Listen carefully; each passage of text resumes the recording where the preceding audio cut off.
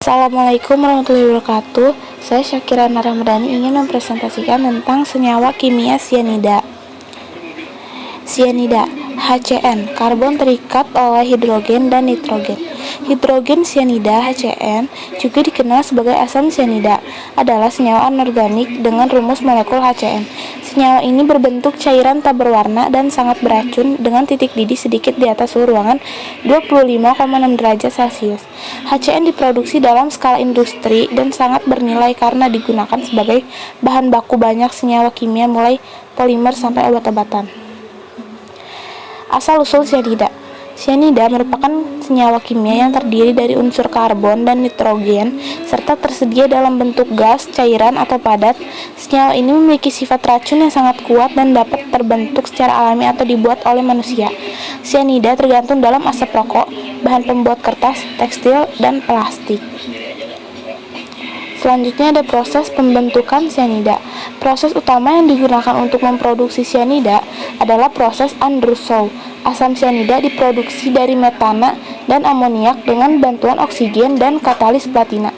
2CH4 ditambah 2NH3 ditambah 3O2, yaitu reaksi kimianya 2HCN ditambah 6H2O. Gas asam sianida dapat dilarutkan dalam larutan natrium hidroksida untuk menghasilkan natrium sianida. Ada penguraian sianida. Gas asam sianida dapat dilarutkan dalam larutan natrium hidroksida untuk menghasilkan natrium sianida. Penguraian HCN yaitu H+ ditambah CN-. Selanjutnya ada manfaat senyawa sianida. Dalam kesehatan, senyawa sianida juga digunakan dalam dunia kedokteran. Senyawa sodium nitroprusid kadang-kadang digunakan dalam situasi darurat emergency medical situation guna menurunkan tekanan darah pasien secara cepat. Senyawa tersebut juga sering digunakan sebagai vasodilator dalam penelitian mengenai pembuluh darah vascular research. Sianida juga digunakan dalam pengendalian hama. Gas sianida dipakai guna mencegah serangan hama pada penyimpanan padi, beras, serta biji-bijian lain di dalam gudang. Selain itu, pengasapan menggunakan gas sianida diterapkan pada pembasmian serangga di kapal-kapal. Senyawa sianida sampai kini juga masih dipakai guna membunuh hama tikus serta membunuh berbagai jenis semut yang mengganggu tanaman.